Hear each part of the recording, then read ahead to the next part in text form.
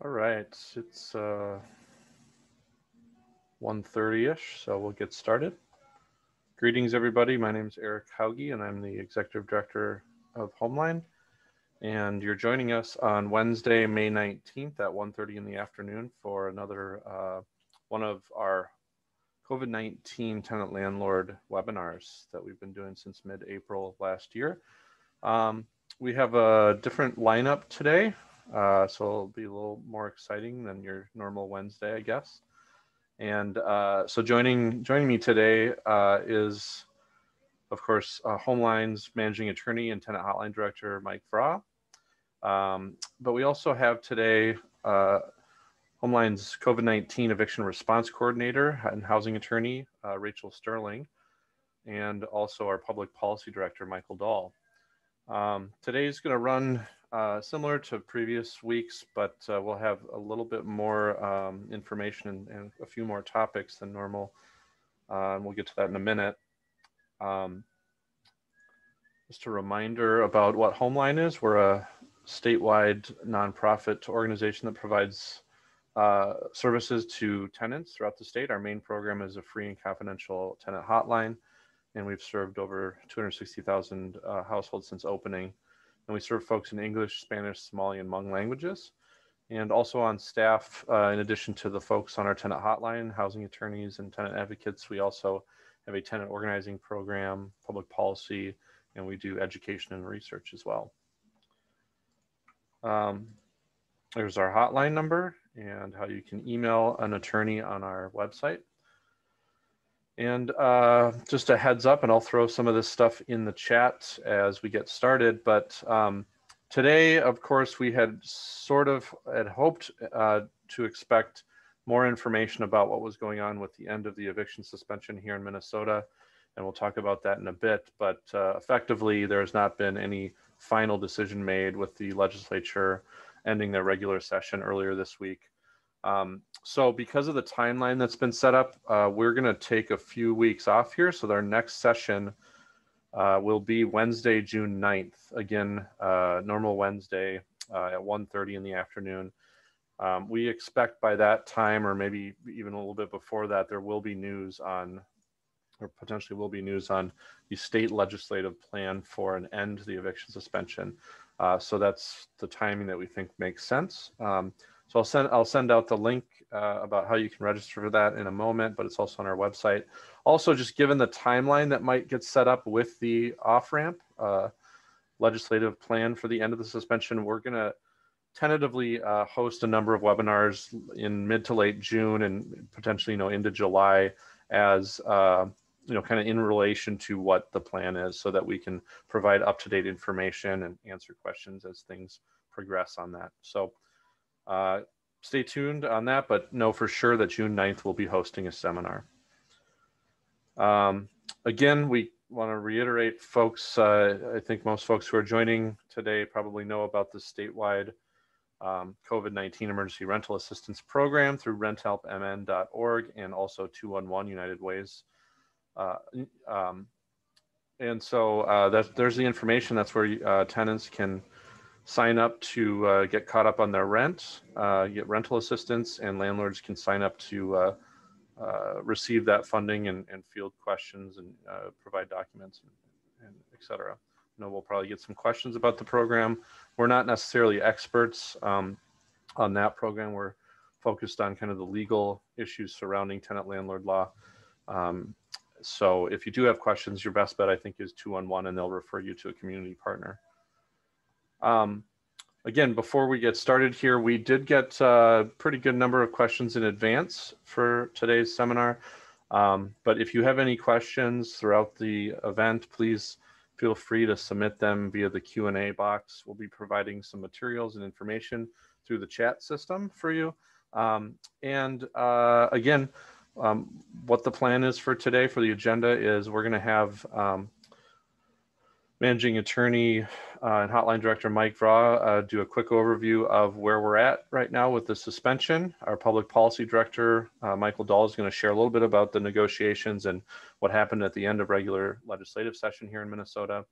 And then Rachel Sterling, our COVID-19 Eviction Response Coordinator, is going to share a little bit more about some of the things that Homeline and some of our partners are doing to prepare judicial officers, the courts, private attorneys, and others for the end of the suspension. So with that, I think that covers everything, but feel free to submit questions in the Q&A, and we'll get to those throughout and for sure at the end of the session, where we'll have plenty of time for questions. So with that, I'll pass it over to Mike. Thanks, Eric. Last week I mentioned a milestone for these presentations, where we presented our 50th presentation on COVID stuff. As you mentioned earlier, we started these April of last year. We just found out from our office manager, who keeps track of all the statistics on these things, that we've now surpassed 5,000 viewers, live viewers, for these presentations. A lot of people watch them on later. They're on YouTube, available later as well. And again, it's not the kind of thing you really want to celebrate. It's just one of those things that you sort of have to note in your mind, that we never really thought when we started doing these and didn't know if anybody would watch the first one, that we'd have 5,000 people over the course of a year and a few months tune in to stay updated on these complicated issues. So we're glad that it's been of service to folks. What I'm going to talk about today is the current status of both the state and the federal moratorium. Eric mentioned questions a couple of times. We are definitely going to have time for questions today. We have two lawyers that staff our hotline, myself and Rachel Sterling. So we, in theory, can answer twice the number of questions. So that's our hope. Okay, let's talk about the current Minnesota eviction moratorium to begin with. First, here we are again, right? We are now in the 15th month of an eviction moratorium instituted by Governor Walz through an executive order that started last March. These are 30-day renewable orders tied in time to the peacetime emergency declaration that we've all heard so much about throughout that time in Minnesota, whether it's in the newspaper, online, on the radio, wherever, you know, whether how many people can go to a Twins game? Can you get your hair cut? Can you go to a bowling alley? Can you go to a theater or a gym? All these mandates declared by the governor were tied to this peacetime emergency declaration powers that the governor has. And those powers are limited in time. They can only go 30 days at a time. And every 30 days, the governor has to re-declare another peacetime emergency, and the Minnesota legislature has a chance to strike it down if they wish. If they wanted to unilaterally, the legislature could, but that hasn't happened so far. Obviously, Governor Walz is a Democrat. The Republicans control the Senate. They have the majority in the Senate, the Minnesota Senate, and the Democrats control the House, where they have the majority. So every time there's been a meaningful vote on ending the governor's peacetime emergency powers, not just evictions, but on everything, the Republican-controlled Senate has voted to end the governor's powers, but the Democrat-controlled House has voted not to end the governor's powers, essentially. So the eviction moratorium remains in place at the state level. It goes through June 14th, and will it get renewed for another 30 days? We don't know. Michael is going to talk about that. Michael Dahl, our public policy director, will talk about that in a few moments.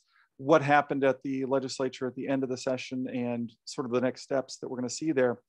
Just to recap, the eviction suspension stops landlords from filing an eviction, the actual court case, or from non-renewing a lease or giving a notice to vacate if somebody's month to month, for instance.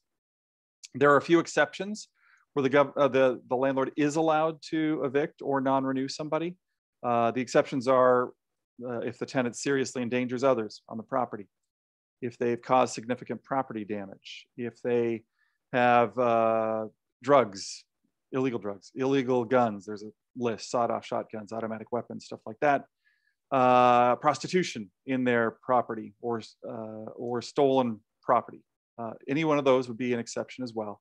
And the last one is that if the landlord or their family member need, that's a key word in that executive order, if they need to move in and they have the right amount of notice, for instance, if it's month to month, the owner could probably give a month's notice, then that would be the last exception to the eviction moratorium that we have in place at the state level. It is the front burner question. It is the first hurdle question for landlords that are thinking, hey, I want to file an eviction for non-payment of rent, which, as you know, if you've been watching any of these, non-payment of rent is the by far, #1 reason landlords file evictions in Minnesota. Almost every eviction is filed for non-payment of rent, well over 90%. And so that's the question that everybody's waiting for the answer for. When will landlords be able to file non-payment of rent evictions?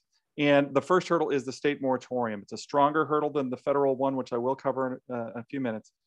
And the federal one defers explicitly to any state moratorium or city moratorium, there's some around the country, that is stronger than the federal moratorium. But that's an overview of where we are, just kind of a what is snapshot. And then we're going to turn it over to Michael Dahl to talk a little bit about what could have been at the end of the session, what actually occurred at the end of the session, and what the next steps are legislatively.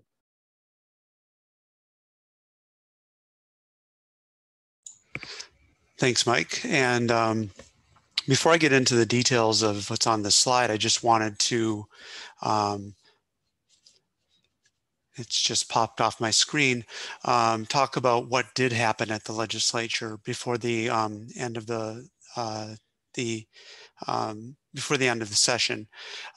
Just before things wrapped up, the governor, the Speaker of the House, and the majority leader in the Senate came to an agreement on what are called budget targets. And those targets are basically large numbers that apply to how much money can be spent in particular areas. So how much money can be spent on transportation or higher education, or housing. Those targets were set for either one-time or long-time uses of resources. And what has to happen by the end of next week, the 28th of May, is committees are expected to determine how much within transportation or within higher education or within housing, how to allocate those funds to specific items, particular programs. Obviously, there are many policy issues that are still to be ironed out in addition to this spending, but next week is the deadline for the spending part of things. The following week, and that would be ending on June 4th, the legislature is supposed to have settled on, or the committee's conferees for each of these areas will have to decide on policy matters or language. And that includes the off-ramp and negotiations in Minnesota.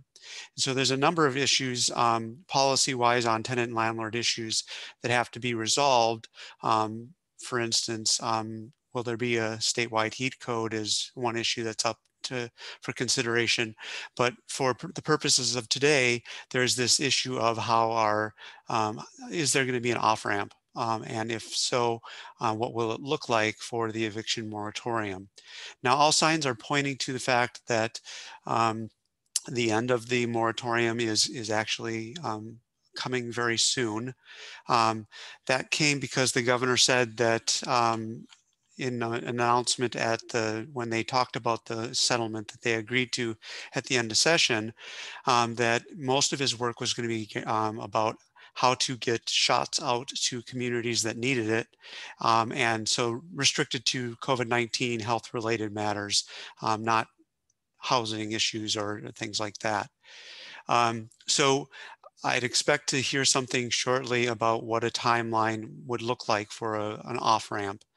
It's important to note that in the Minnesota Senate, there are some legislators who actually don't want an off-ramp. They just want evictions to be able to begin immediately after the peacetime emergency ends, or sooner if it could happen based on enactment of a certain law that would erase the eviction moratorium.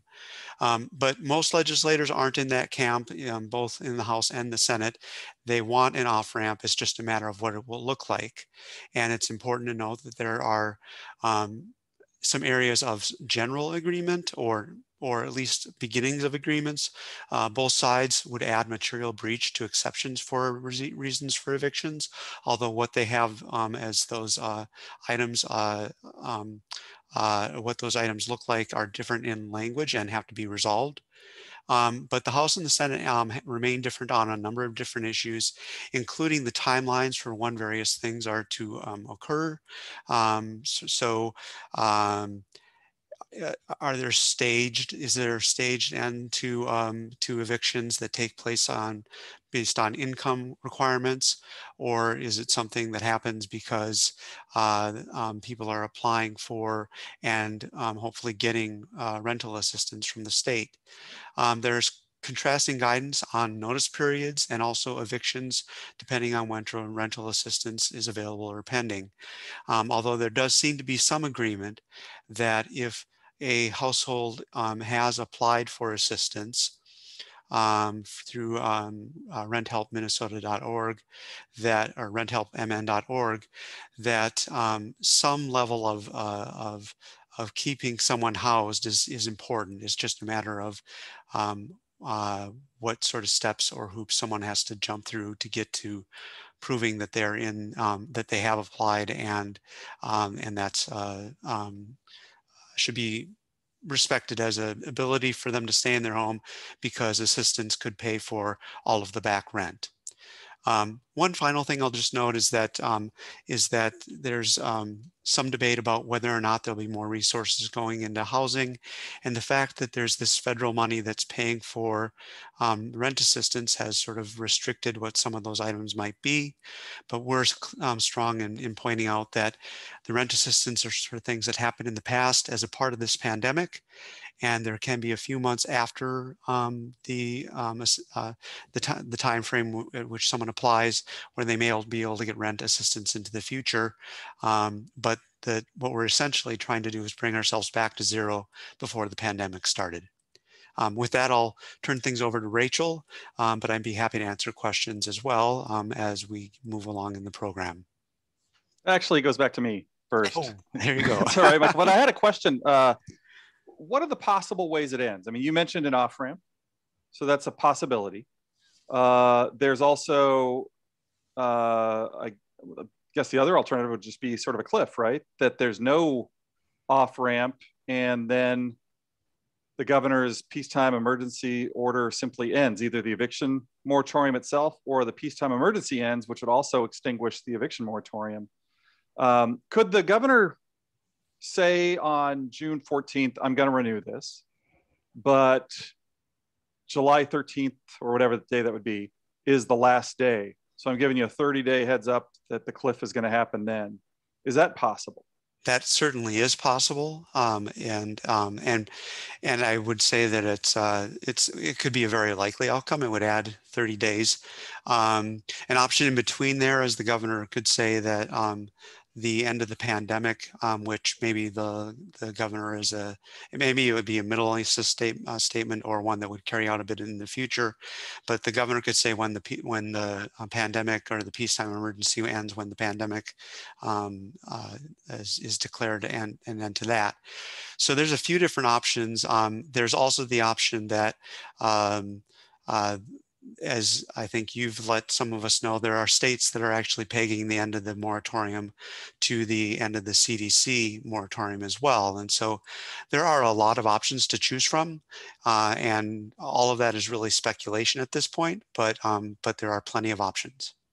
Okay, thanks. I was going to jump in quick because there is a somewhat related question from Timothy. I'm guessing, since he's asked this during this conversation, his question is material breach the failure to pay rent. I'm guessing that question is related to the new allowance in both bills. As this slide says, both add material breach as an exception for eviction. I think that's the question, but if not, clarify it. My understanding is that both bills in both the House and the Senate sort of outline material breach as not including non-payment of rent. Specifically, the Senate bill says what one of the things allowed for, termination, non-renewal, eviction permitted for material violations of the lease other than for non-payment of rent. So the Senate bill specifically calls that out, and there's, I think, a more detailed description in the House bill. And that's it. Yeah, I think that's probably the right answer. I think that both of those proposed bills answer that question, even if it's maybe a deeper kind of legal concept question that's being asked. If this new statute explicitly answers that and separates the two out, then I think it's already addressed. Yeah. But again, neither of those bills are law yet. Right. There's still negotiations, but the fact that both the House and the Senate have sort of defined that outside of it, non-payment not being a breach, as far as those bills that probably suggest it would stay that way. All right, you're up on CDC stuff, right, Mike? Right. So next, we're going to talk briefly about the federal eviction moratorium. We just talked at length about the state moratorium. And the federal moratorium is the one that matters in a lot of other states because it covers the entire country. It, as mentioned, doesn't really play a meaningful role in Minnesota because the CDC moratorium defers explicitly to more protection in a state. But the CDC moratorium has been around since since September. It was announced in late August, and then it was actually implemented in early September during the Trump administration. And it essentially stopped non-payment of rent evictions throughout the United States. There's some limitations on it. A tenant has to submit a declaration of eligibility. Basically, they can't make too much money, which I think is $100,000 roughly per adult in the family, or $200,000 total. And that they've tried to get all the funding that they can, that sort of thing. But those declarations just aren't filled out in Minnesota by Minnesota renters because they're not necessary because of the state protection, which doesn't require any kind of declaration or even an effort on the tenant's part to try to get the money, although most tenants have realized that's certainly in their best interest to do this. But since the inception of the CDC moratorium, there's been thoughts of legal challenges against it, and these legal challenges have grown. The current CDC deadline that we're dealing with is June 30th. That's when the CDC eviction moratorium ends. It is the fourth end date that we've had in the CDC moratorium so far. Two of them were during, were set during President Trump's tenure, and two have been set during President Biden's tenure. So what are the court challenges alleging? Well, there's a couple types of court challenges against the CDC order that we've seen.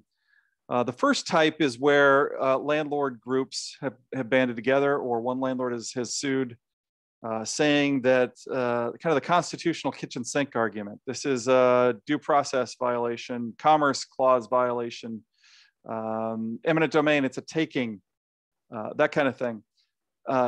Supremacy clause argument, sort of this top 5 constitutional arguments you'll read in a lot of different legal attempts at a lot of different things. They're really vague, and they haven't gotten much traction throughout the country. There is a case in Texas where a judge, federal district court judge, did side with the landlord, making that kind of kitchen sink argument. But the other places in the country where it's come up, that's been shot down by federal district court judges. Then there was a case in Tennessee and Ohio where federal district court judges were asked to analyze a different question, which is, hey, wait a second, does the CDC even have the authority to do this? Not is it constitutional what they're doing, but does the CDC have the authority to do this? And that has always, in my mind, been the much stronger legal argument for landlords to make against the CDC order. Just looking at the original Public Service Health Act from, I think, the 1940s, didn't seem to really anticipate this kind of power for the CDC. It was more about stopping livestock or crops from crossing state lines in order to stop a disease from spreading around the United States. But that's where they found the broad power back in the Trump administration to decide to make this declaration. Of all the things that we've seen, the eviction moratoriums, in my mind, the federal ones are the most bipartisan ones.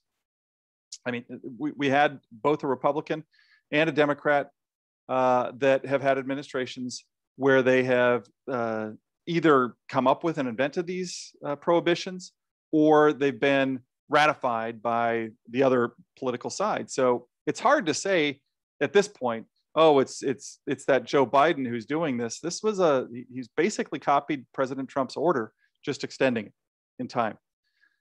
Okay, so we've had this mixed bag of judicial decisions. Go ahead and go to the map for me, Eric. Thanks. So if you look at our map here, this is what we call federal districts or circuits. And there's 12, you only see 11 numbers, but the DC circuit is the 12th circuit. And the most recent case was in the 12th circuit. It's the most serious challenge by far. And I only point the map out because let's say there's an appeal from the Tennessee and Ohio cases in the 6th district that you can see. And it goes to the Federal Court of Appeals in the 6th district. If the Federal Court of Appeals in the 6th district issues a ruling, it's supposed to be binding on all the district courts in that 6th district. So it would include Michigan and Kentucky, for instance. Now, in the 8th district, we don't have any meaningful decisions, and certainly none that have gone to the Court of Appeals. That hasn't happened anywhere in the country yet. That would really say that the CDC order is not in effect. But the DC circuit issued a decision, a federal judge in the DC circuit issued a decision just a couple of weeks ago, granting an injunction to a landlord group saying that the CDC moratorium was not something authorized by the original Public Health Services Act. The Department of Justice instantly said, okay, we're going to file an appeal. We want a stay, an emergency stay in the enforcement of the injunction while we set up the appeal. And the judge granted that for, I can't remember what it was, 7 days, 9 days, something like that. And then the Department of Justice was allowed to make some arguments, and the district court judge Friedrichs issued, I think it was Thursday or Friday of last week, a decision granting not an emergency stay, but an actual stay in the enforcement of the injunction. Go ahead and go to the next slide, please, Eric. Thanks. Yeah, so I've read the original decision from Judge Friedrichs, and then this latest stay where the stay was granted. And it's not on the board, but looking at the judge's, it's not on your screen right now, looking at the judge's analysis of whether or not to grant this stay, which the judge must know means that it's going to give more time for the CDC order to remain in effect. And that is what she decided. She granted the Department of Justice the CDC order. The eviction moratorium remains in effect in the United States because of this stay that was granted by one federal district court judge last week. Now, arguably, you could have said, oh, it only mattered for the DC circuit, but she said, no, this is a broad question and I'm applying it broadly. It's not just the parties. It's not really supposed to be just this circuit. This should be an actual stop on this order. So this was an important decision that Judge Friedrichs made, whether to stay her decision. And how she got to that decision is she used a 4-factor test. Courts love factor tests, 3-factor tests, 4-factor tests, 9-factor tests. I'm not exactly sure why courts are so fond of these 4-factor tests where they enumerate and then they list out each of the factors. But courts love, maybe it makes it feel more mathematically certain that their answer is right. I'm not exactly sure, but I'll tell you what the 4 factors are that the judge looked at in deciding on whether this stay should be granted, which she referred to as an extraordinary remedy, granting this stay for the injunction. So here's the 4 factors. Number 1, is the CDC likely to succeed when this goes to the next level, to the Court of Appeals? Number 2, will it cause irreparable injury to the CDC if the stay isn't granted? Number 3, will it cause serious injury to the landlords if the stay is not granted or if it's granted? And number 4 was the public interest. To me, the most interesting analysis was on the first of these factors. Will the CDC win on these merits? And the judge basically said, no, they're not going to win on the merits. Pretty sure they're not going to win on the merits. Kind of ignoring the other cases throughout the country where they've looked at the order and said, yep, good enough. It's constitutionally getting our stamp of approval from federal district court judges. So not people that are just guessing, they're wearing robes, sitting on the benches with a gavel. So their voice should matter some to Judge Friedrichs. But anyhow, she's stuck with that. They're not likely to win. But then she looked at the other three factors and said, well, it is going to hurt landlords, but then again, they might get paid because all this money's coming out. She actually mentioned that in the court decision. And I am really worried about the irreparable injury to the CDC and by extension, the public at large, which was the last thing, the public interest. Is there a public interest in doing this? So basically the judge kind of ignored the first factor. Will the government win this case? And said, the weight of everything else is so important that, yeah, I'm going to give them a benefit of the doubt and the stay is going to happen. So I know that was a really long lawyer answer to say, in short, the CDC order remains in effect. It's good through June 30th. It is judicially, legally, it continues to take on water, in my view. It's getting battered legally, and I don't know how much longer it will stand. Some other court in some other district might decide this. It might get up to a court of appeals and some sort of fast track legislation. But June 30th, maybe there won't be any meaningful decision that will end it before then, but will President Biden renew it? It'll depend largely on, I assume, the vaccination rate throughout the country. It'll depend on the fatalities, the new hospitalizations, all those factors that we've been all looking at for the last 15 months and wish we didn't have to look at anymore. That's what the president is going to be looking at in deciding whether to extend it, which would be a solution, or to ask Congress to create a different version or a new version of that with a different extension time. But as it stands, June 30th is the deadline. I think that is a possible actual deadline as well. The last one that we had was March 31, which never felt like a real deadline. The one before that was January 31. It did not feel like a real deadline. It was sort of presumed there was going to be an extension. That same feeling I don't think is as obvious for those of us that are following this stuff very closely. I think that there's a real chance that June 30th might be the end of the CDC eviction moratorium, if not sooner, depending on how courts decide to go with this, especially a court of appeals that might have a chance to hear this case sooner than later. Okay, I know everybody wanted to hear about a 4-factor test that a court was using, but I thought it was worth sharing that information right now. So up next, we're going to hear from Rachel Sterling, our COVID-19 response coordinator, and she's also one of our staff attorneys. So Rachel, good to have you joining this program again. It's been a while since you've been on board. Yeah, happy to join, happy to give everyone kind of a quick update about what I'm doing and what Homeline in general has been doing when it comes to what we're doing with what happens when evictions are allowed again, and how it relates to the COVID-19 eviction moratorium. So what we've been doing. The biggest thing that we've been doing is training. We've been offering trainings on eviction basics and what both the Minnesota and the CDC moratoria mean, especially for Minnesota. We've been offering these to judicial officers, lawyers, law students, and the public at large in the form of some tenants. I've been giving these presentations along with Larry McDonough, who is, he's with the Lawyers Committee for Civil Rights Under Law. I think literally wrote the book on landlord tenant law. He's been practicing for, gosh, 40 some odd years at this point. So, but one of the things we really wanted to focus on was making sure that folks who were being impacted potentially in the future by all of these escalated numbers of evictions, we're going to be able to have a good basic understanding of what an eviction actually is and how it's processed and what the law is around it. Because a lot of judges just in general don't actually handle a lot of evictions, especially if you're not in a housing court.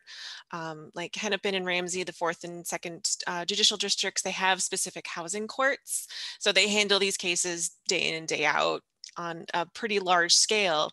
But once you get out to greater Minnesota, there's just not as many evictions. And so there aren't specific courts that handle those cases. They just go to whoever's next on the rotation. And maybe a judge hears 2, maybe 3 cases a year.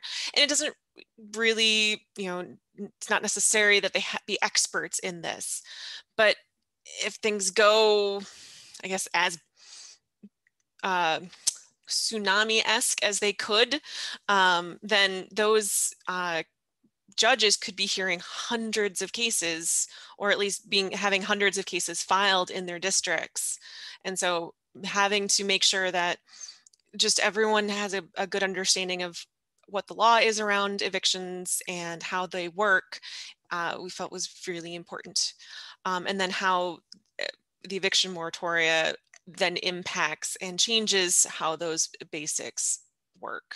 Rachel, can I ask a question about that? Just from I've given a lot of speeches in my career. I think up to about 1,300, a lot of different audiences. I don't think I've ever had an audience of judges. I've judicial clerks many times, but what is that like actually teach? Because judges are the decision makers, right? And so it must just be sort of getting set up for that kind of speech mentally, giving a speech, instructing judges on how to do a court case. Is that awkward to do that?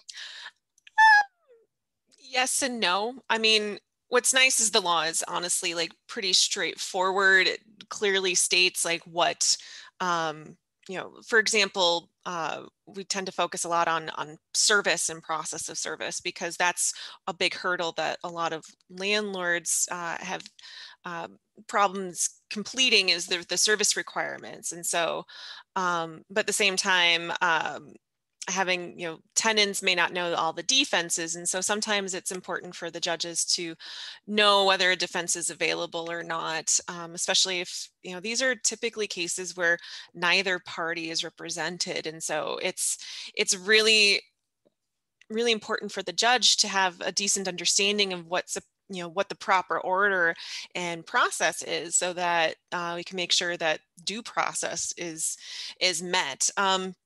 But yeah, telling judges how to do their job, I can say that we don't get a lot of questions from judges when we are doing these presentations. They certainly appreciate it. They're always very thankful for the information, but they keep their cards pretty close to their chest when it comes to what they make of that information, essentially. So yeah, it's not like we're trying to tell them how to do their jobs necessarily. Like they know how to do their job, but the thing is, if they can't be experts in every single chapter of, you know, Minnesota statute, because that I think that's impossible to do so. And so what our point was is that this is something that's going to be coming down your pipeline, and you're probably going to be faced with things that you haven't been faced with before. Here's the basics, and if you've got questions or anything comes up, here's where you can find the answers. So yeah, that's kind of what we've been doing. I've also been, you know, we've been in contact with the law schools, because housing law is something that law students can actually really be impactful in assisting with. It's and then also other lawyers and just tenants throughout the state, different advocacy groups.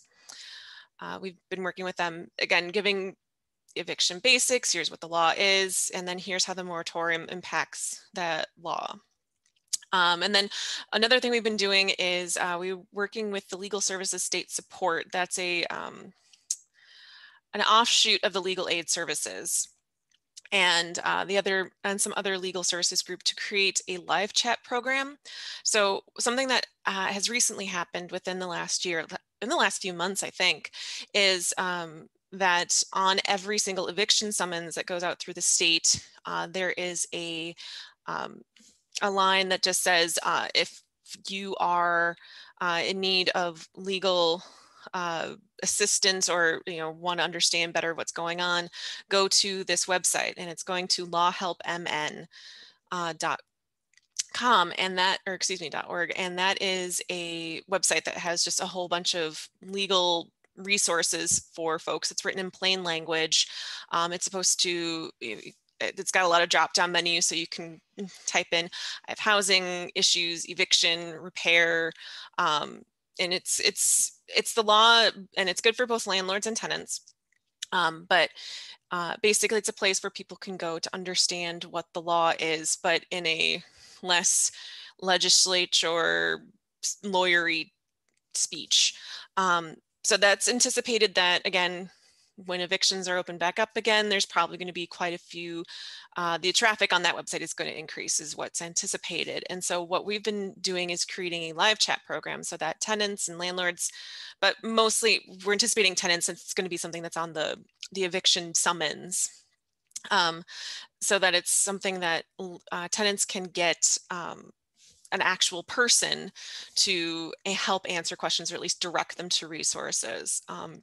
And maybe that's going to be other legal aid if they qualify, or it could be just directing them to Homeline to get some questions, or directing them to fact sheets that are on the actual website. So a couple last month, we took advantage of the law school spring breaks and offered up a pilot program where law students specifically were kind of working the other end of the chat to help, since that website is currently, it's live and it's still on the summons that for the evictions that are happening now. And so helping out tenants that are coming through there. And so it worked pretty well. So basically at this point, it's just kind of, it's there, it is live, but it's anticipated that it's going to be much higher trafficked. And so they're working with the Minnesota Justice Foundation, which is a specific organization that helps law students find volunteer opportunities.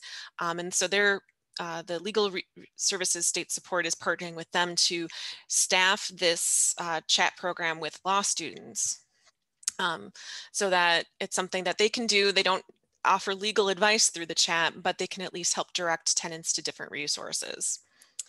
And then just in general, we've been providing insights into the impending need for additional legal representation. I've been pounding pavement with the various bar association sections, and just reaching out to anyone and anybody I can think of to be like, look, this is a thing, it's coming down the pipeline.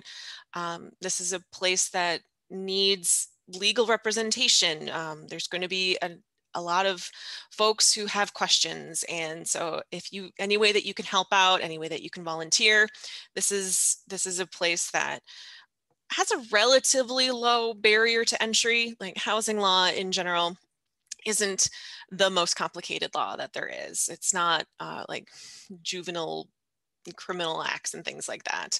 So overall, if we've been trying to convince basically anybody who has a legal background to be like, look, here's the thing that you can do that would be really impactful, that doesn't require you to learn 3 years worth of law in a short amount of time. So that's kind of what we've been doing. If any of that is of interest to you, feel free to reach out to me if you've got questions or would like some sort of presentation for your particular group.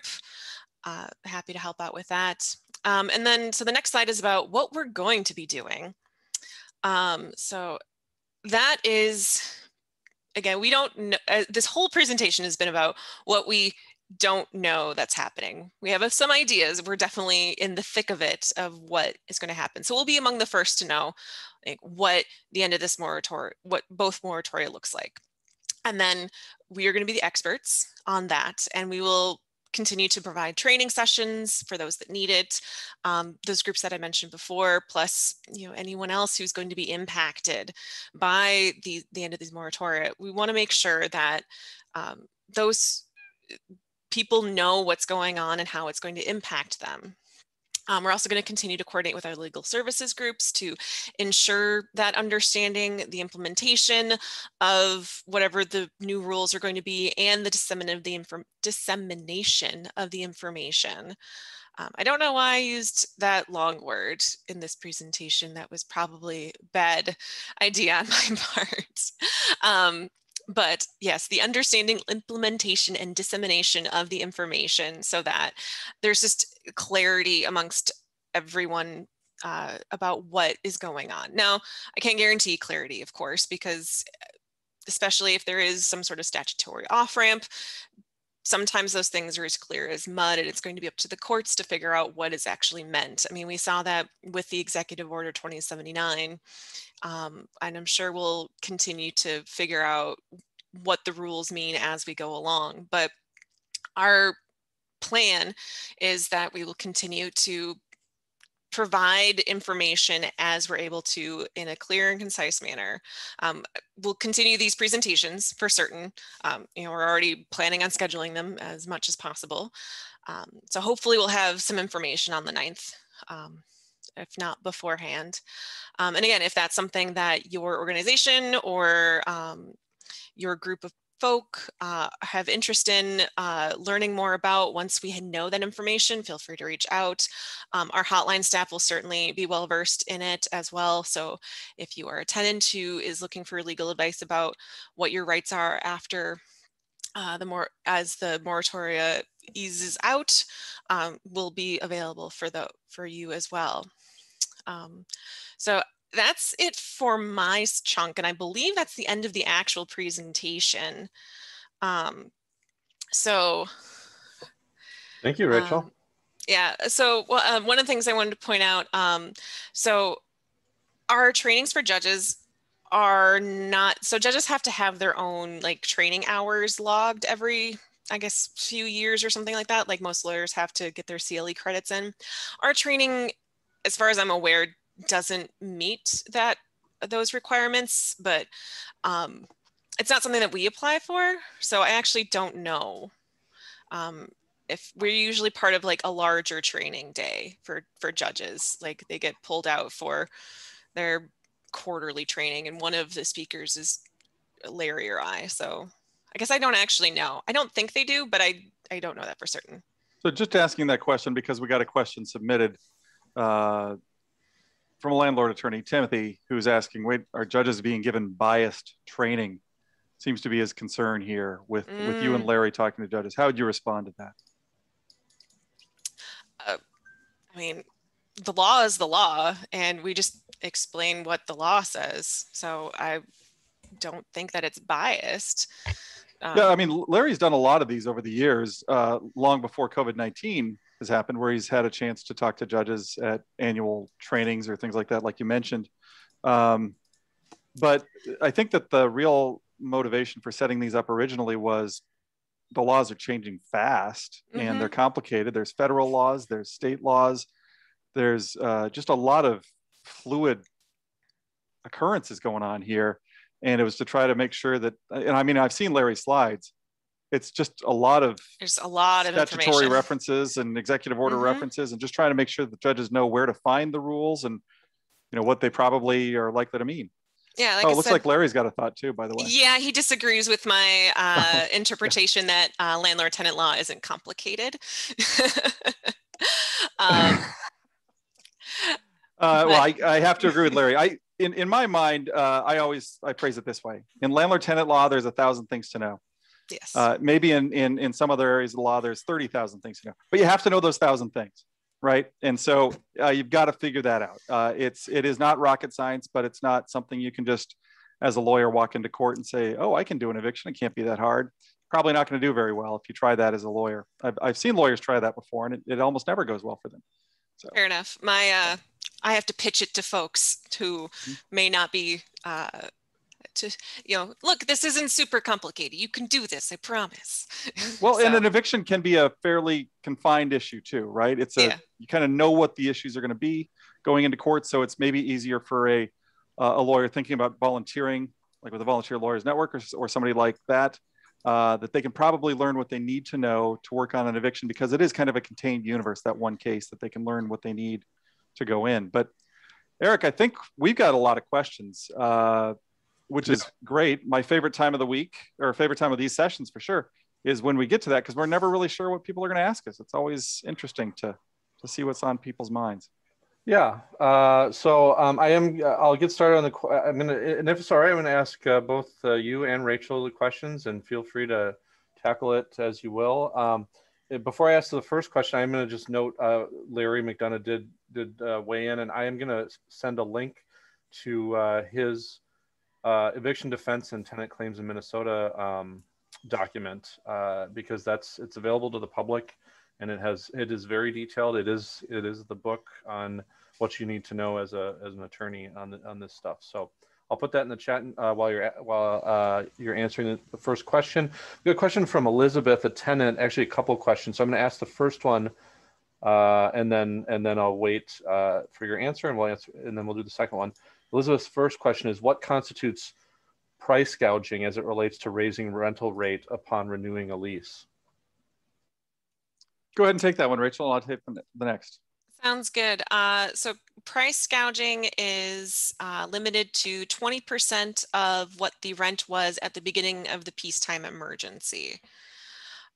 So that's something that is, I believe it's Executive Order 2010 that restricts price gouging for a lot of different places, for retail stores, and it was originally implemented as kind of a response to like the toilet paper hoarding and such that was going on at the beginning of all this. But it does specifically include housing as one of the things that it impacts. And so again, it's limited to 20% of what the rent was at the beginning of the peacetime emergency. All right, and then thank you, Rachel. The next question, also from Elizabeth, is a little bit more detailed. Questions about difference between evictions and lease expirations. She's a tenant who's currently living in a condo owned by a landlord. Lease is up on June 23rd, and landlord wants the tenant to leave the unit so the landlord can sell it. Tenant is on short-term disability since late last year.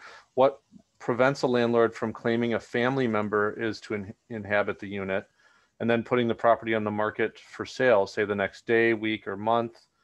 What are my rights to stay? I'm looking for a new place, but having trouble, would like to work with the landlord, not having a lot of luck. The concern this tenant has is that the landlord might use this excuse for a family member moving in, but then put it on the market for sale. So yeah, that's generally the question.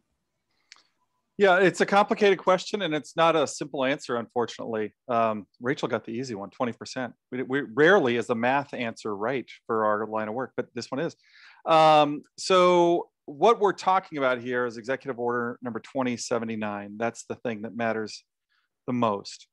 And that's the one that's still in effect. It's been there since August. The Eviction Moratorium suspension doesn't just stop evictions, the court cases, from being filed, but it also refers to non-renewals of leases, notices to vacate.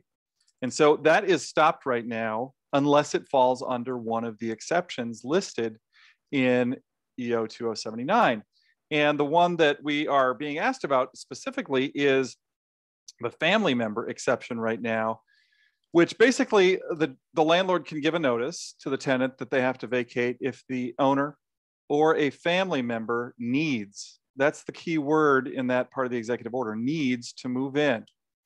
And I think that they're supposed to move in within 7 days of the tenant vacating is the other sort of requirement built into that executive order on the family member need.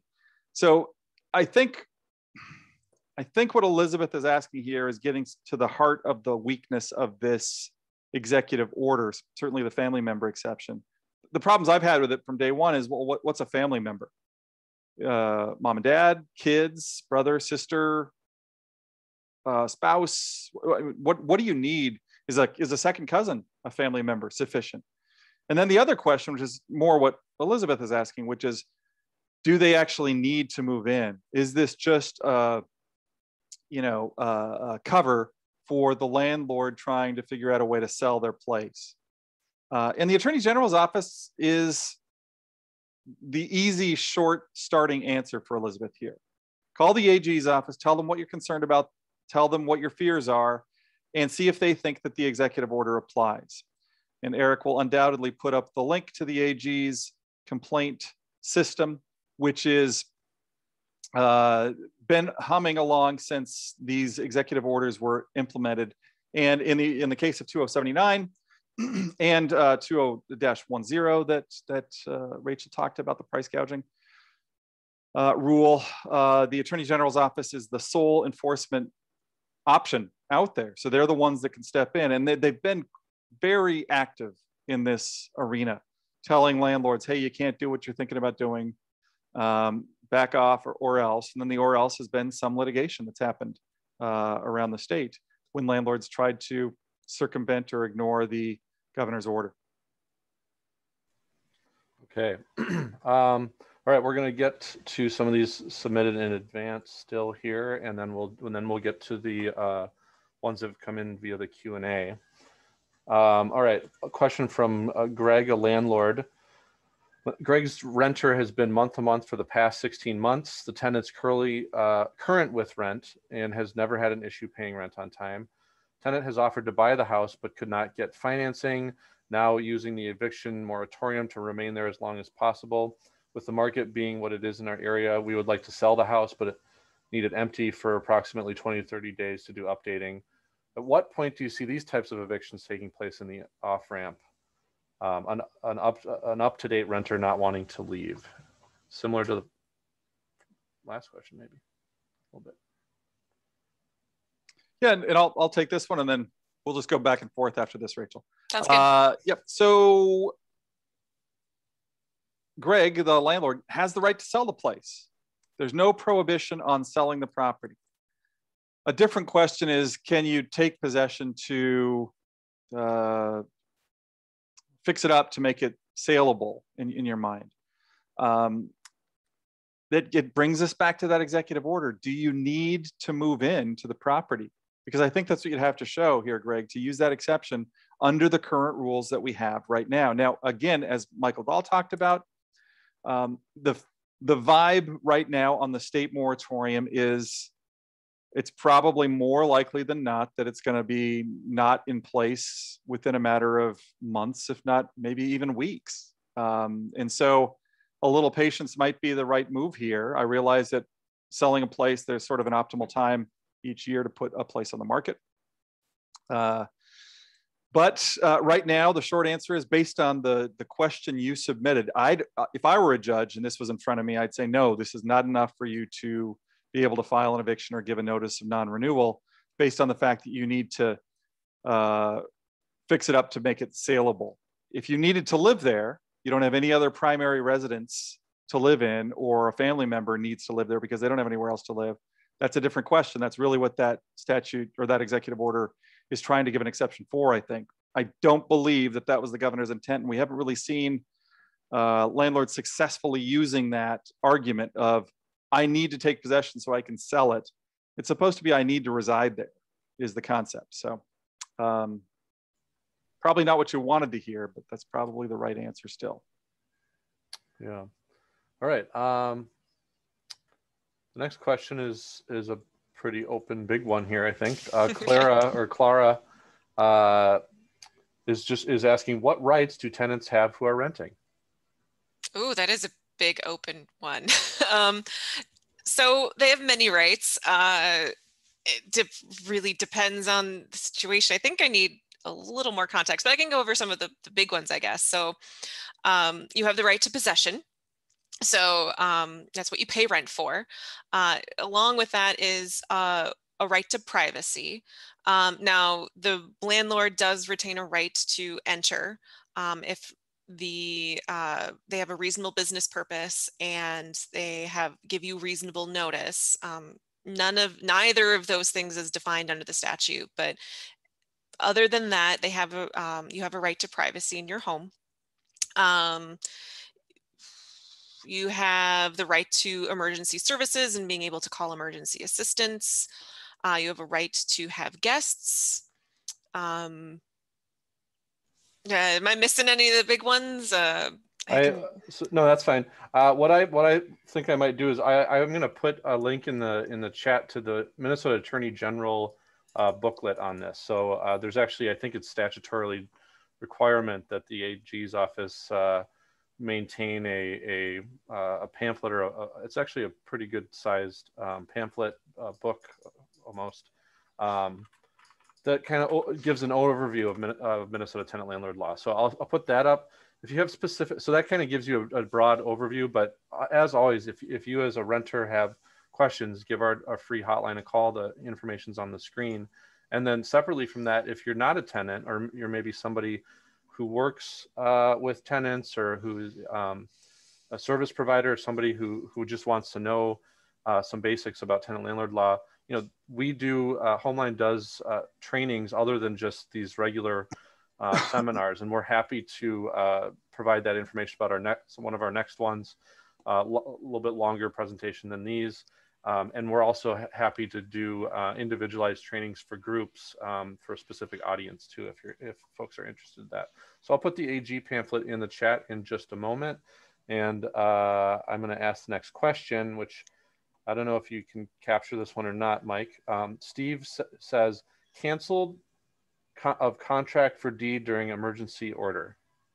Yeah, this isn't exactly our area of expertise. I'd recommend that Steve look at the Order 2079 and understand exactly what they're limited to do under this, because there is conversation about foreclosures being suspended as well. And honestly, we've been so incredibly booked with work since all of this began that I haven't really spent the time to learn what the rules are about mortgage foreclosures and how they're being affected, how deeply they're being affected at this point. And so a contract for deed is kind of a strange hybrid between renting and home ownership. But if I had to pick on one side of the spectrum that it falls on, it's on the home buying side. It's a real estate purchase. Ultimately, it's just kind of a slow motion real estate purchase. So I'd recommend that they look that over. And that's the kind of thing that we're just not expert enough to be able to really delve into.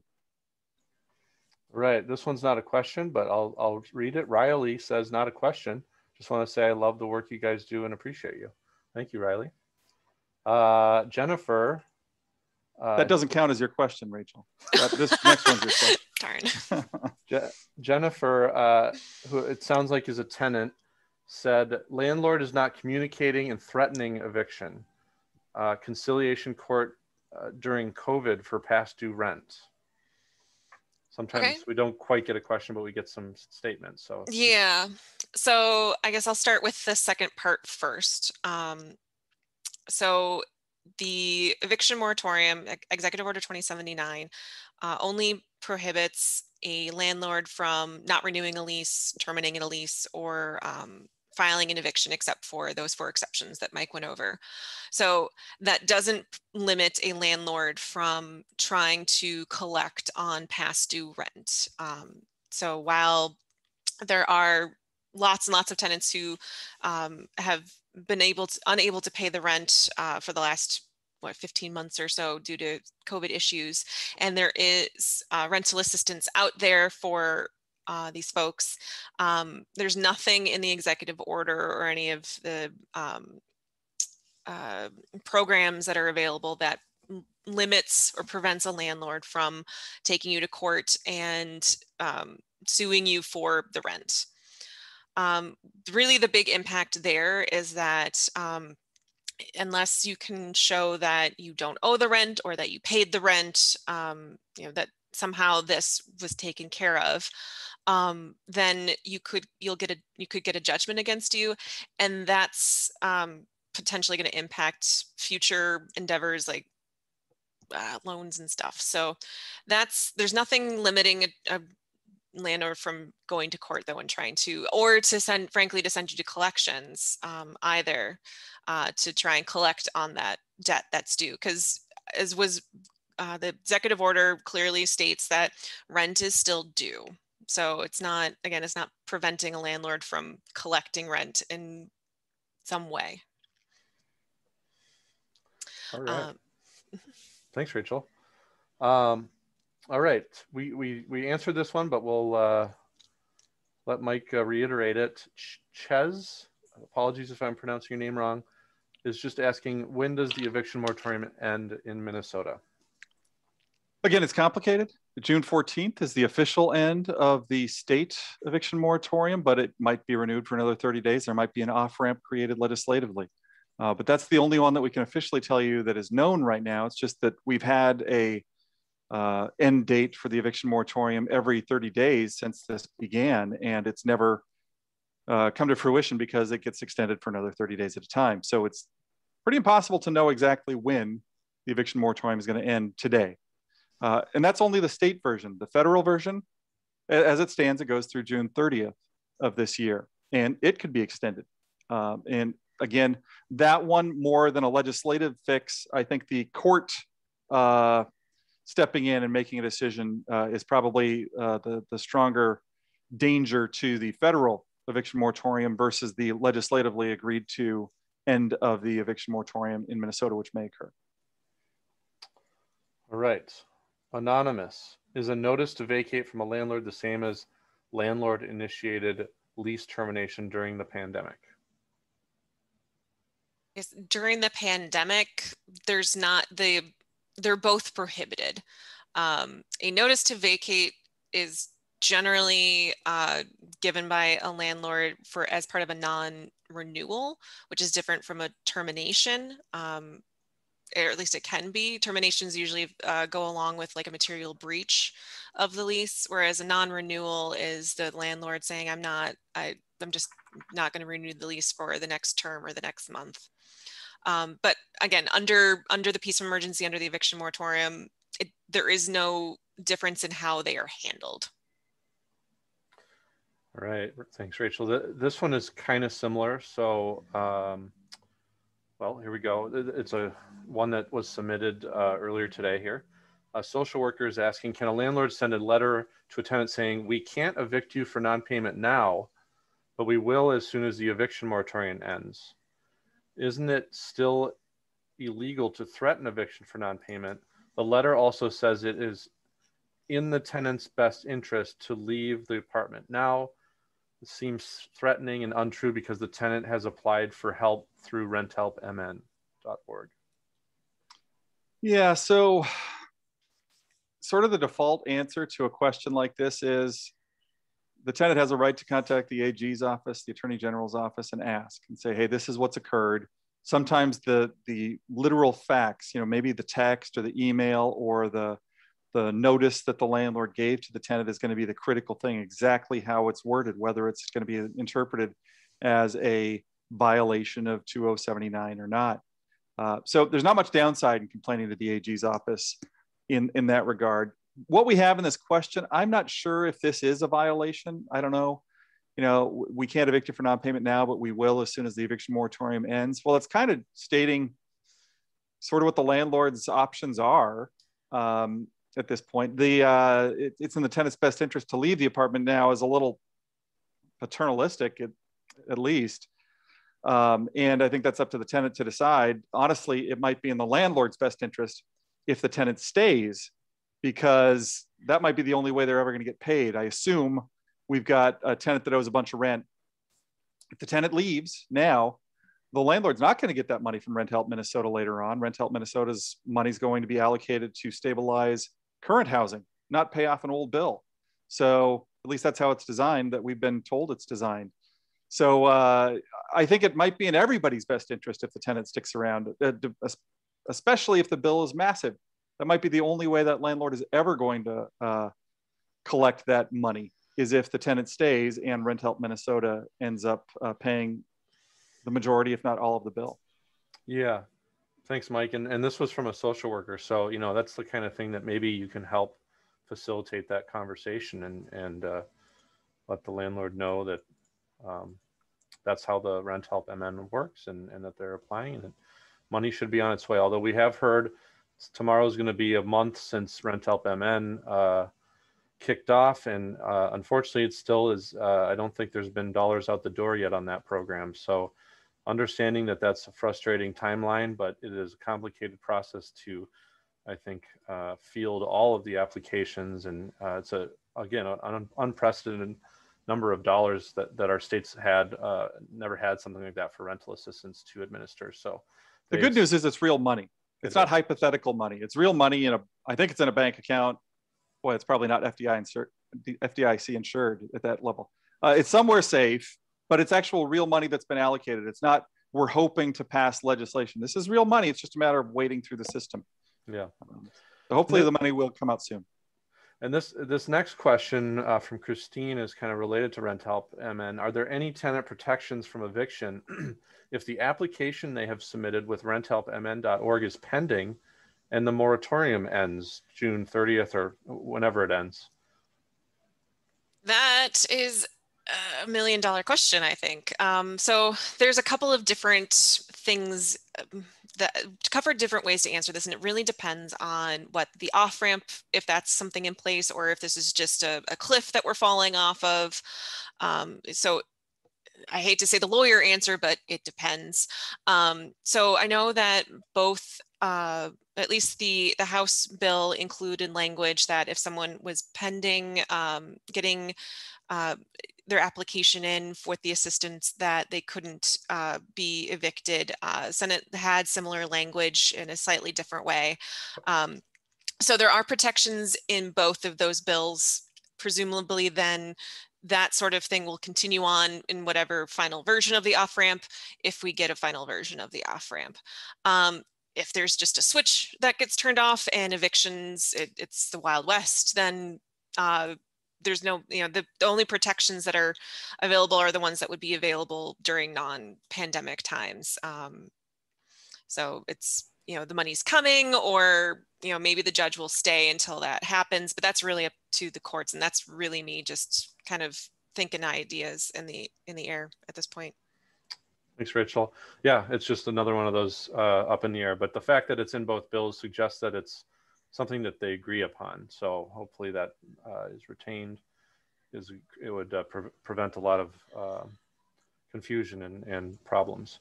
I'm seeing we got about 20 minutes left and we got 15 questions. So we can do it. We're doing the lightning round here, okay? All right. Anonymous. Lease is up June 15th and states tenant must give 60-day notice. Do we have to give full 60-day notice? We were understanding in Minnesota, term lease expires unless renewed on expiration. It's a somewhat complicated question, actually. A statute that matters quite a bit for this is called the Automatic Renewal Statute. Eric will post it up. It's Minnesota Statute 504B.145, Eric. And that is something that a landlord has to comply with potentially. Perhaps more important is our phone number for our tenant hotline and the way to email an attorney directly to our tenant hotline. We'll want to see the lease on this situation. I assume this is a tenant submitting this question, along with any correspondence between the landlord and the tenant about how much notice is required. Because I don't want to just give a generalized answer. You need a specific consultation with one of us. It's free, and we'll get you the right answer instead of a guess based on the minimal facts we have here. So please give us a call that way or send us an email there. All right. Barbara asks, what are the prospects of the legislature coming to an agreement in this year's activities on prohibition of non-refundable fees that are not tied to any actual services? Michael. He's still on? We'll find out. I am still on. Yes. I am still on, and that legislation is actually included on the House of Representatives side of the bills that needs to be negotiated and resolution hopefully by June 4th. That was the second date that I had provided where policy matters had to be answered by. So there's still an avenue for this to happen under law, under legislation. We are just waiting to see what how the negotiations take place. All right. Thank you, Michael. And next up, Anonymous. I think this is you, Rachel. I think, yes, All right. I think this is. All right. Anonymous. We gave notice to vacate. Landlord wants to show property in person. What are our rights as we do not feel comfortable with people in our home with COVID exposure? We have close elderly and relative with lung cancer who we're trying to keep safe. Tenant that's speaking here also suffers from anxiety, which this is adding to it. Understandably. So I kind of touched briefly on the privacy statute and the two kind of check boxes that the landlord needs to check in order to have the right to enter. Now, what a reasonable business purpose is, just to go over again, reasonable business purpose and reasonable notice. What a reasonable business purpose is probably different under COVID than it would be any other time. Typically, showing a place is a reasonable business purpose. It's something that the landlord is wants to do as part of the being a landlord.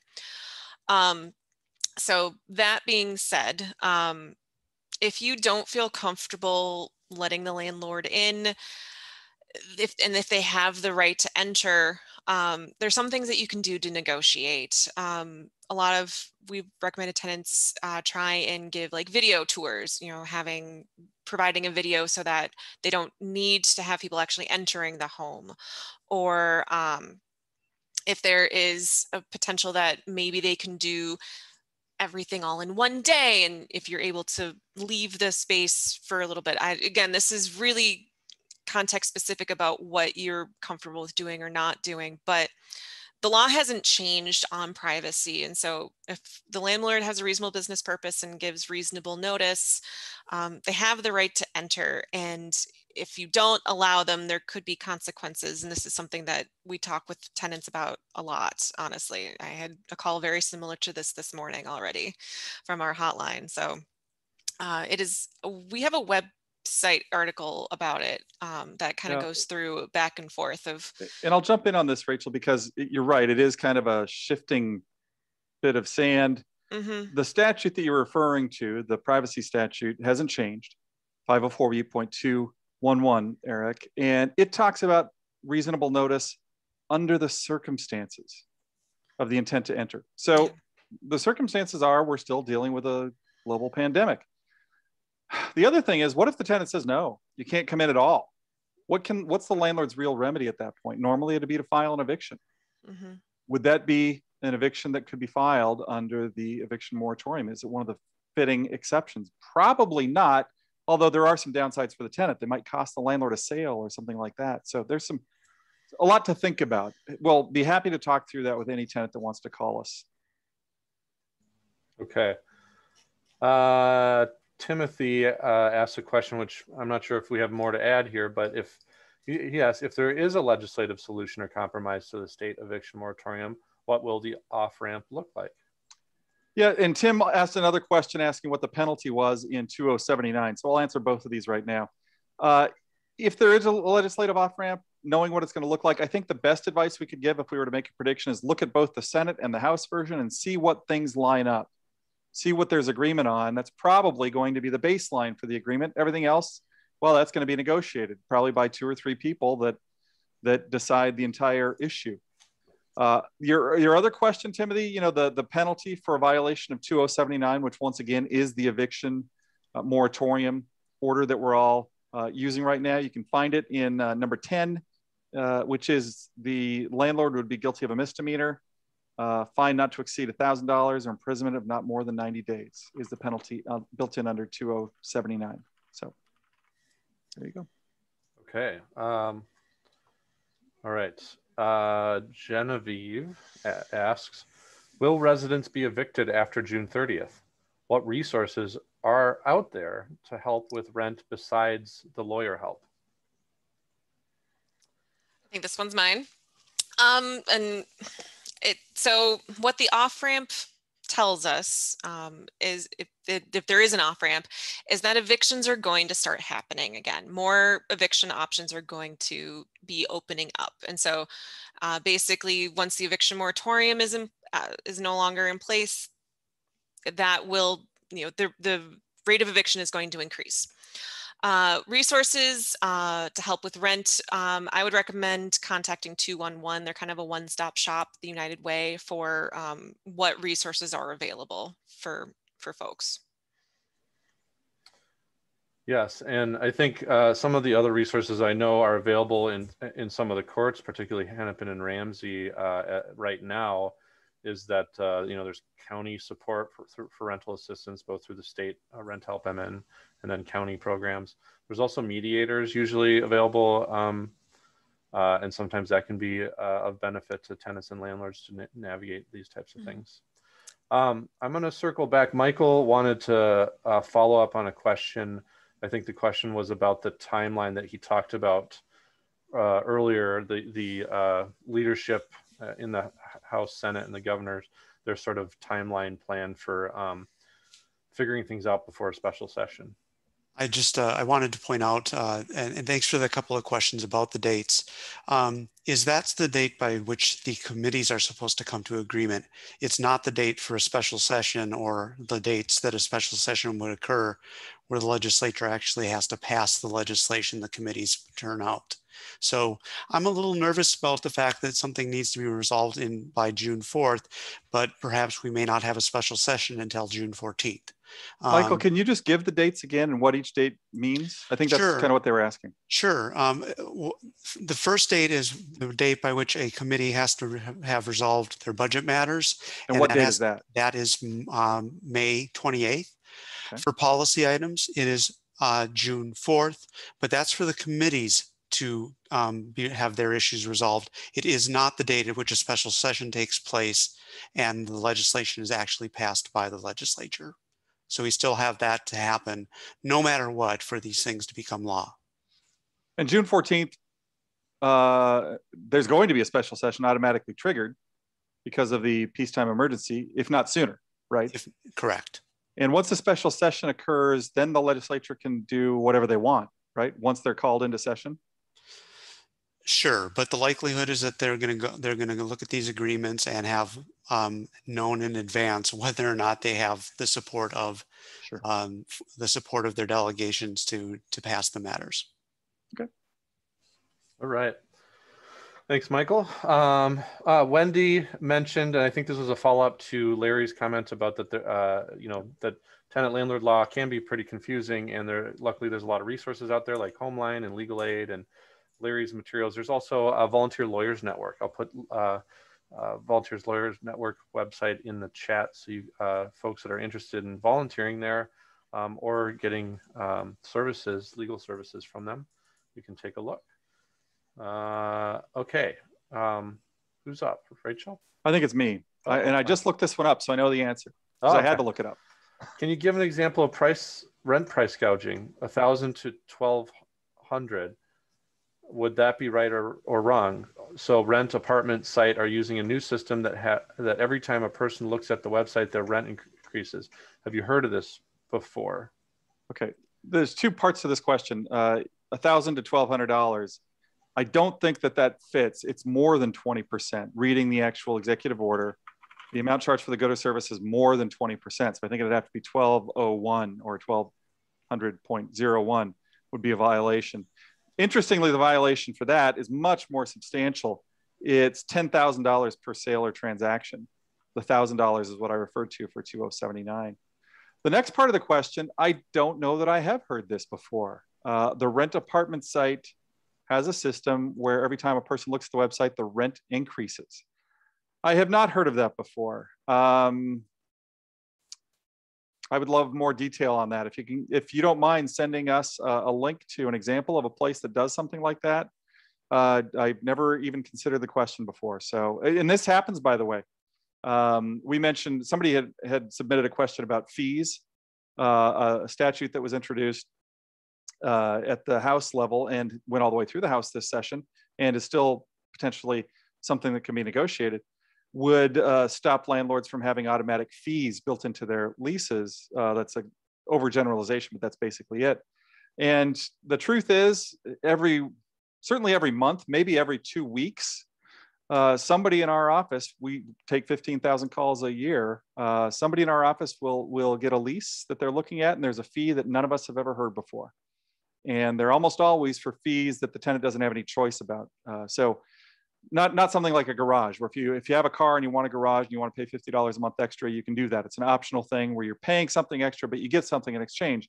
We're talking about things like lease signing fees or administrative fees, $100 to $500 that we see increasingly in leases. And so I'm not sure that the question fits into that type of fee, but it's a similar sort of thing. And we'd be interested to look at it if you could send over a link to it, whoever sent that in anonymously. Yeah, we got a couple follow-ups in the chat and the Q&A on that. So, all right, 6 minutes, 10 questions. Anonymous asked, can a landlord legally turn utilities off when the utilities are included in the rent and a tenant is behind on rent during this time? I think this one's mine. No. sorry, we wanted to be brief, right? That's Yeah, great. No, and the penalty is huge against the landlord for doing that. Yeah, it's essentially considered an illegal lockout, and yeah, it's huge penalties. Otherwise, if you do it willfully, it's treble damages if there are damages. Like it's a big deal. So no, don't do it. Costs the landlord a lot of money, and it's actually against the criminal code as well. It's a misdemeanor. Yep. And that's not necessarily new during the pandemic. Nope. That's a Not lot. a new thing. None of that is new.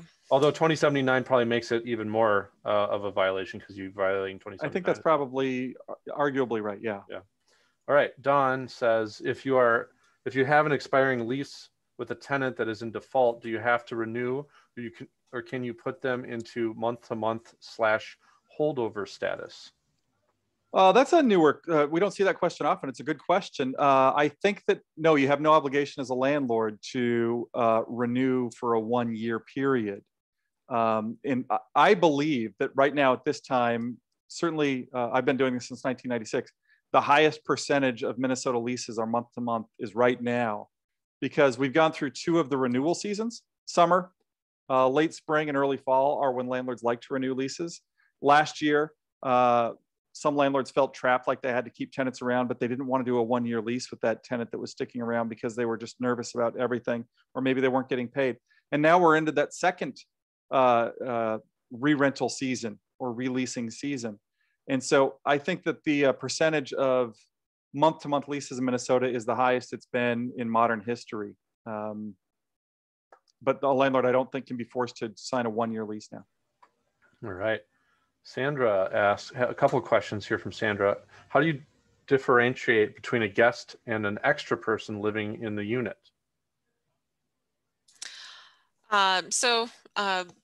Sometimes that can get a gray area, but for the most part, a guest is someone who doesn't live there. They're only temporary. And obviously someone who's living in the unit, maybe they get mail there, maybe they're helping pay the bills, and they're in a more permanent status. Some leases will dictate that overnight guests can't stay for more than a certain amount of time. Sometimes it will be, so sometimes it's context specific, but if that person is, say, like getting mail or helping pay bills or something like that, more than likely they're probably a tenant, or at least a person who's living there, versus a guest. Another key question on figuring out whether a guest is a tenant there is if they have another place of their own. Mm-hmm. If they're renting somewhere else, that can be dispositive in a court setting. That might be enough for the judge to say, yeah, they got to lease somewhere else. It's very fact specific, though. Okay, 2 related questions from Sandra, so I'm going to ask them at the same time here. What recourse do I have as a landlord if the tenant refuses to apply for rent help? And then, can a landlord apply for back rent through rent help if the tenant does not want to cooperate due to laziness and/or they just don't care? And Eric, I'll let you take the second part of that question, and I'll take the first one. What recourse do you have if the tenant refuses to apply for help? Well, I guess they are the same question, right? Can the landlord just bypass the tenant and apply on their own? And my understanding is that a landlord has to get some help from the tenant, right? That they have to sign or willingly participate in the process. I think so. All these questions are usually, for the most part, answered at renthelpmn.org. Landlords, I believe, can start an application for tenants. They can submit their tenants' contact information into their account on Renthelpmn, and it kind of creates an account for the tenant. I don't know the details of this. This isn't our area of expertise. Mm-hmm. Minnesota Housing hired a bunch of community partner groups that are helping people with this. And so your best bet is to go to the website, and actually this is the page where I got that information. I'll put it in the chat in a second, but you can go on the website and read about this information and apply and maybe get some of your answers there. Somebody's saying there's not landlord help through 211 or renthelpmn.org, only for tenants. I think that's probably a solution that somebody could solve, somebody could solve that pretty easily. But that's not necessarily our role. So I will, so I'll put that in the chat, and I think Is that all we have for that question? And let me answer that a little bit more thematically, which is right now, a tenant might not feel that they have much of a reason to bother to apply for this. Hey, you can't evict me, right? The evictions have been suspended. There's nothing you can do. That will change. That will change. And when it does, then the tenant might have a much more, might be much more motivated to apply for help through Rent Help. So as the circumstances change, encouraging the tenant or helping them apply if they're feeling maybe intimidated by the process can maybe be the difference between them applying and not. Yeah, so it's 3 o'clock and we still have 9 questions. So you all want to stick around and get these answered? I'm here. Okay, you're here now. And so Mike is on mute. Before answer, yes, sorry. Before we get to these, and apologies for us running out of time here, we're going to get to the rest of these questions. I just wanted to again advertise our upcoming seminar. Again, this one's 3 weeks away because of the nature of the legislature coming back sometime in mid-June. So we're hoping by June 9th, there will be news on the eviction suspension off-ramp. So here's the link to that, and you can register for it. Thank you. Okay, let's get through these last 9 here. What if a tenant has applied for rent? Let's see here. What if a tenant has applied for Renthelpmn, but the landlord refuses to give the tenant a current ledger because the landlord is claiming the ledger isn't up to date? My understanding is that if a landlord is not complying with the process, eventually the Rent Help program will pay the tenant. I don't know all the details on this. So checking with Rent Help is the best move here. Call 211. Call 211 if you're having a problem there. Tenant. Next question. A tenant on a month-to-month tenancy is behind on rent and has applied for assistance, including future rent. Landlord is pressuring tenant to agree in writing that he will vacate at the end of the last month, which is July, for which landlord expects to receive assistance in the future. The U.S. Treasury guidance states that landlords are encouraged to allow tenants to stay at least 30 days past the date for which the landlord is accepting rent. Would you advise the client to agree to vacate by the end of month for which landlord is receiving rent payments from Renthelpmn? I'll take this one, and then Rachel, you can grab the next one. We'd want to talk to the tenant about this and actually look at the agreement. Part of me wonders if this is some sort of strange attempt to circumvent the rules. And so I'd be a little bit nervous about it from both the landlord and the tenant perspective, frankly. Yeah, I would want that tenant to contact us directly. Eric, if you don't mind putting the hotline number back up on the screen so folks can see that, or how they can email an attorney directly. Again, both of those services are free. Yeah. Okay. Another question, anonymous question. Can you sign a lease when you haven't seen the apartment, but seen pictures of the apartment? We'll see the unit after the tenant moved out, but the lease was already signed and it's a binding legal contract. Can a tenant change their mind after seeing the unit and if they don't want it? So in general, as you say, a lease is a binding legal contract. And so we definitely do not recommend anyone sign a lease until they've seen the apartment to their satisfaction. Of course, with COVID and things like that, videos are great. Pictures are fine. I think the thing is, as long as, there isn't they said it was a 2-bedroom, but it's really a 1-bedroom or something materially problematic with what was promised in the lease and what is actually delivered. There is not a whole heck of a lot that can be done, and breaching a lease gives you a lot of liability for, if you're like, nope, this actually isn't going to work out for us. Again, unless there's a material issue with what was promised and then what is delivered. Yeah, it gets more complicated about liability and potentially liable for future rents and things like that. And I would recommend, if that is the case, definitely give us a call. All right, thank you, Rachel. The next one I think was an answer to the question about apartments that are changing their rents when you visit their website, McKnight Villages in St. Paul. Next one, anonymous. Can a landlord raise the rent price for a potential tenant who they are approving but they would not usually approve due to their rental criteria. They are making an exception to their rental criteria. Oh, and then maybe these are follow-up: rent security deposit, rent security first, last month's rent, deposit non-refundable. I think those are some of the. Yeah, I mean, there's a lot of information there and it's a little bit disjointed. I realize people are sometimes submitting this stuff by phone, so it gets cut off, and I understand that.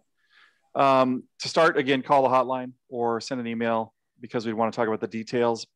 The first question that's submitted is the landlord raising the rent because the tenant doesn't meet the criteria. That's pretty uncommon.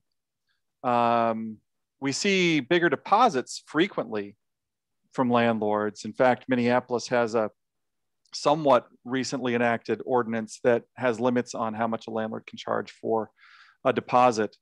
And so you'd want to look at that if you're in Minneapolis. It has to be a Minneapolis question alone. That's the only city that that would pertain to right now. But raising the rent, I guess if I'm sort of brainstorming right now, the thing that jumps into my mind is this some sort of deceptive trade practice, a bait and switch, where the landlord says, hey, it's $1,000 a month, the tenant applies. Oh, we don't like your application. It's going to be $1,200 a month. Sorry. Did they lure somebody in? That landlord better have very strict written criteria saying exactly what the tenant had to do to meet the criteria in writing, which the state law requires. A written criteria is required if the landlord charges an application fee, which most do. So that would be a potential place for the tenant to question that legally, would be with that. Is it a bait and switch by the landlord trying to change the rent? And having a very transparent application process would be really important for a landlord to be arguing that they had the right to raise the rent in that situation. I don't think the Minneapolis ordinance would stop the landlord from raising the rent. It's mostly about the deposit. But the whole concept of a bait and switch, kind of a consumer protection angle, is problematic there. Top of my head. Again, I don't think I've ever heard that exact question before. So you're getting a first impression answer here. Do you have any thoughts, Rachel?